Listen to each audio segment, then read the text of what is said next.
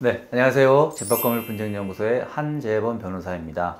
오늘은 여러분께 집합건물 관리규약을 만들 때의 팁을 좀 알려드릴게요.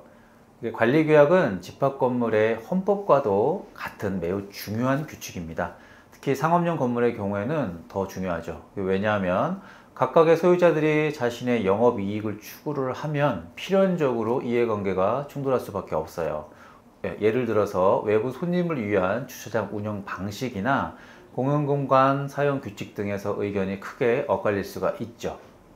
그래서 먼저 관리규약은 어떻게 만들어지는지부터 간단하게 한번 알아보죠.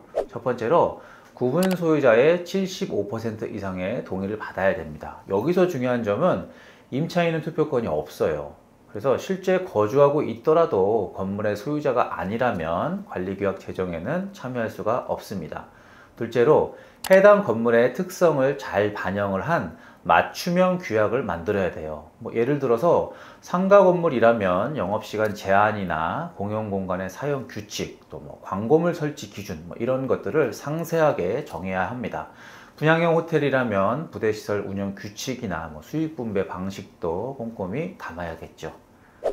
첫 번째 팁으로 동의율에 대해서 한번 얘기를 해볼게요. 75%라는 높은 동의율.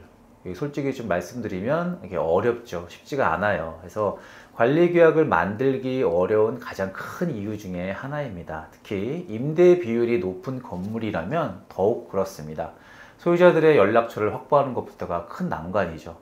그렇지만 요새는 전자서명이나 전자투표 시스템을 활용을 하면 전보다는 수월하게 동의를 받을 수가 있습니다. 직접 만나지 않아도 되고 시간과 장소에 구애받지 않습니다. 실제로 저희가 자문을 했던 여러 건물에서 이런 시스템을 활용을 해서 성공적으로 관리규약을 제정한 사례가 있습니다. 두 번째 팁으로는 표준관리규약에 관한 이야기입니다. 많은 분들이 지자체에서 제공하는 이 표준관리규약이 있으니까 그걸로 충분하다 이렇게 생각을 해요. 그런데 이거는 정말 큰 오해예요.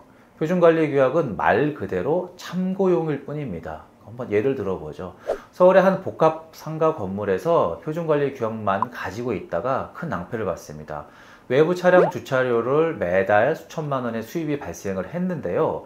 이 수익금의 사용처를 확인할 방법이 없었어요. 그래서 표준관리규약에는 이런 수익금의 관리나 감독에 대한 구체적인 내용이 없었기 때문입니다. 더군다나 규약 제정 결의가 없다면 표준관리규약은 효력 없는 참고 자료에 불과하죠. 세 번째 팁으로 관리규약을 만들 때에는 사전에 관리위원회를 구성할 것인지 정하고 관리위원회를 구성한다면 규약의 이에 대한 내용도 포함을 시켜야 됩니다. 관리위원회는 관리인을 감독하는 중요한 기구죠. 재밌는 사실은 관리단은 법적으로 자동적으로 당연하게 설립되는 반면에 관리위원회는 반드시 관리규약에 근거가 있어야지만 설립을 할 수가 있습니다.